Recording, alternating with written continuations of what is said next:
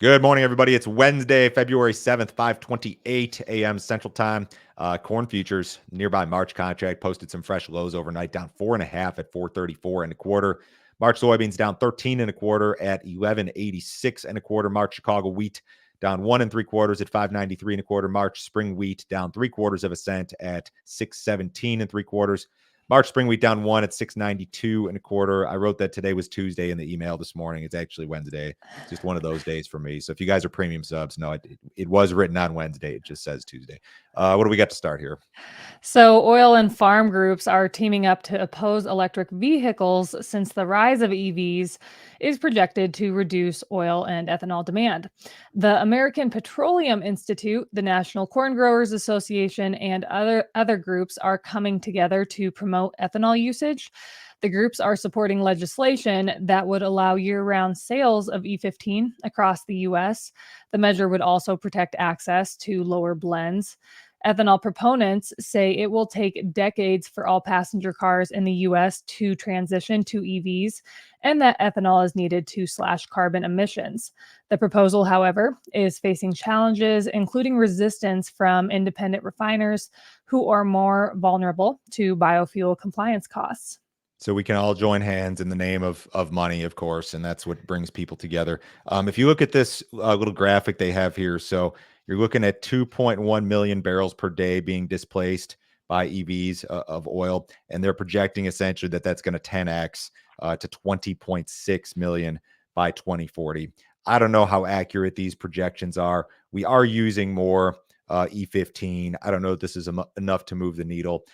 If all of this EV stuff is correct and all these projections are correct, it underscores, excuse me, it underscores the need for sustainable aviation fuel. This is what Tom Vilsack said at the opening of that LanzaJet facility in Georgia.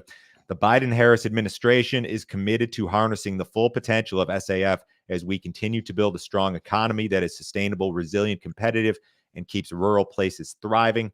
As we transition to SAF, this will not only create new climate-smart commodity markets for American producers, but it will also help American companies such as LanzaJet corner the market of a valuable emerging industry while revitalizing rural communities like Soperton, Georgia, in this instance, with agriculture front and center in the effort. So if the EV thing is as real as they say it is, SAF is the future of ethanol. If there is a future for ethanol, that's the future, is that it's going to go into airplanes. And we hope that that plan continues, because I mean, this push that, you know, they want to see more E15 or whatever, seems like a band-aid on just a much bigger picture problem. But I don't know. We'll see. U.S. corn farmers are calling on the White House to support biofuels. According to the National Corn Growers Association, the Biden administration may be overlooking the benefits of biofuels in terms of reducing vehicle emissions. In a letter that will be sent to President Biden, the group stated that too much emphasis is being put on electric vehicles. The group believes a multifaceted approach is needed to tackle climate change. That kind of approach includes increased levels of biofuels like corn ethanol. Nearly 3,500 farmers signed the letter. The Biden administration is still calling for half of all new car sales to be electric by 2030. I'll tell you what, there have been some setbacks, I believe, in the EV business. You look at what Tesla has done. Tesla's stock is 55% off of its all-time high, and it's already down 25% year to date here in 2024, just through the first 5 weeks of the year. And Tesla, I don't know if you can call it a tech stock, but it certainly trades like a tech stock. The volatility here is just crazy. You see big peaks and big troughs, and we're just in one of those troughs right now, perhaps. The prices of EVs have come down drastically. So the price of a used Tesla peaked on average at almost $68,000 in July of 22, and now they're trading, as of the end of January at least, below 35,000. So the price of a used Tesla went down 49%, whereas the price of just your average used vehicle is down only 13%. So you've seen some reduced enthusiasm, I believe. Ford is having all sorts of problems. They're going to pull or delay $12 billion in funding on all electric vehicles because I think they lost a ton of money with that F-150 Lightning deal and some of their other deals. So I think through this cycle, and this cycle is like your post-COVID, everybody got a stimulus check, everybody bought a Tesla. cycle. I think the enthusiasm has peaked. And then you've got people like me who have no interest in owning an electric vehicle. We're not buying them. The people who wanted them have them. So the cycle has peaked for now, but that's just for now. Fast forward a couple of years, it's probably going to look a whole lot different. So if you guys have not checked out our premium content, you need to do so. Joe, can you tell me about the video you put together yesterday? Yesterday was grain marketing mailbag day. So I have questions that come in from premium subscribers and from all over the place all the time about grain marketing. I've got this situation. I've got that situation. One of the topics and one of my answers to a lot of the questions that have come in regarding grain marketing is this, turn your opinion questions into management decisions. So a lot of times I'll get questions like, Joe, I'm sitting on some old crop corn or whatever. What do you think about the market? And what I think doesn't matter. I don't know where the market's going, and neither does anybody else. What you've got to try to do, and it's difficult sometimes, but you got to try to turn these opinion questions into management decisions. We also talked about the 2024 acreage mix, among some other grain marketing topics. If you guys want to see the premium stuff, go to standardgrain.com. You can sign up this morning. This is a $50 per month subscription. You can cancel at any time, no other fee, no other obligation. Nobody will try to sell you anything else. We do a new premium video every single business day. Our morning email goes out at 5 a.m. Central Time. That email includes all of our cash grain marketing recommendations, news, headlines, graphics, charts, all sorts of stuff. Go to standardgrain.com. Check out that deal this morning. If you guys like the YouTube channel and you like the podcast, you'll love the premium stuff. I promise. Give that deal a shot. I'll forward you a copy of this morning's email. USDA will release its monthly crop production and WASDE report on Thursday. The February report is typically not associated with market volatility. However, some changes are expected. Traders expect the USDA to cut its projections for Brazil's crops, while increased estimates for Argentina are expected. Very few changes are anticipated on the U.S. balance sheets. This is not usually a market mover. The next market mover for us in terms of USDA reports is probably going to be that March 28th report. That's prospective plantings and also grain stocks. USDA is going to confirm this. And this chart right here is at the crux of your problem for the corn market, which again trades into some fresh lows today. The supply and demand situation in the United States is just drastically more comfortable, loose, bearish than it has been in the last 3 years. Our stocks to use ratio is going to be close to 15% this year if USDA projections are correct, whereas it was running sub 9 or sub 10% rather the last 3 years. So, a 15% US stocks to use ratio is much closer to where we were 2015, 16, 17, 18, 19, and prices during those times were not good. You're not looking for a whole lot of changes on the ending stocks front for the United States. The world, you might see some adjustments.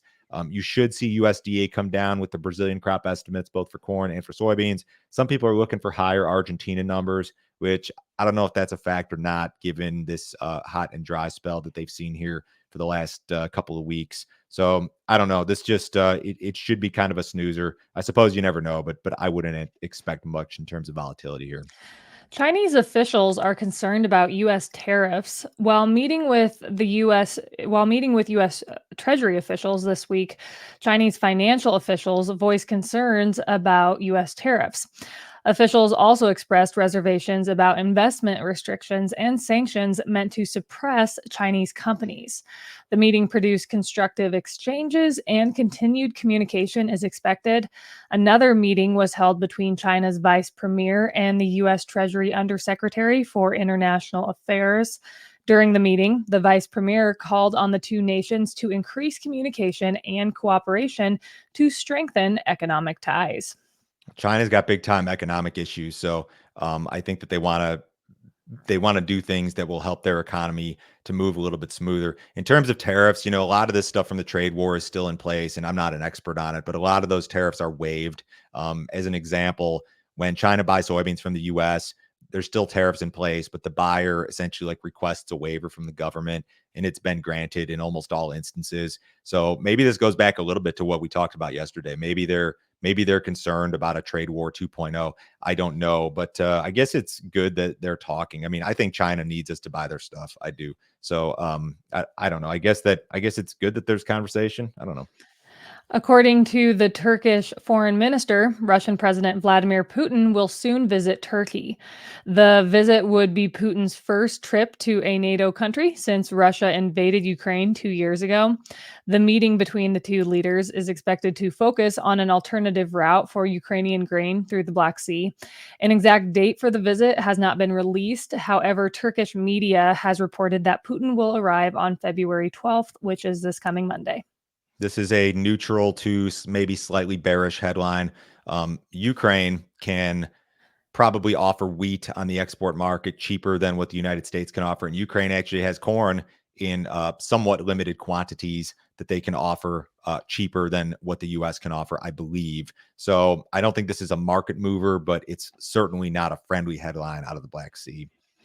The EU has withdrawn a plan to reduce pesticide use. On Tuesday, the European Commission president said she would withdraw a plan that is meant to reduce pesticide use by 50% until 2030. The announcement comes after a wave of farmer protests throughout Europe against planned EU regulations. The withdrawal of this plan is another instance of the EU reversing course on laws meant to achieve aggressive climate targets. The EU is also most likely feeling pressure ahead of elections in June. Also on Tuesday, the European Commission proposed that the EU cut net greenhouse gas emissions by 90% by 2040. Part of the proposal regarding agriculture, though, was weakened due to the recent farmer protests.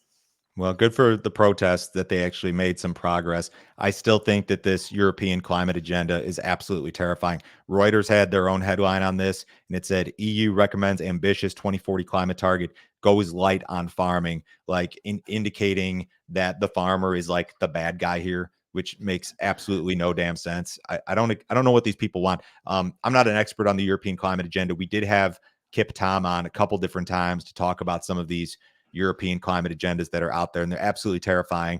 And you guys would be surprised to know just how far they've advanced in the United States. Even there's some lobbies that are pushing this stuff here in the U.S., which is terrifying. So I don't know what these people think we're going to eat, but have fun. I guess that's good for the protest. I mean, we've covered this, and the tractors driving down the streets in Europe and stuff, and maybe that happens here down the road. I don't know. Right. Hope not. Who Hope knows? not. Hope not. What did Cal do yesterday? It was a regular turnaround Tuesday for cattle futures yesterday. Feeder cattle futures gained an average of 278. Live cattle futures closed an average of $2.04 higher. Box beef held its own yesterday. Choice ended the day at 294.07. That was up 59 cents. Select ended the day at 284.60. That was up 83 cents. Outside markets pretty quiet. US dollars just a little bit lower. Stocks are mixed. Bonds off a little bit. Crude oil's up 65 cents in the March WTI at 73.96. Have a great day, guys. We'll talk to you on Thursday.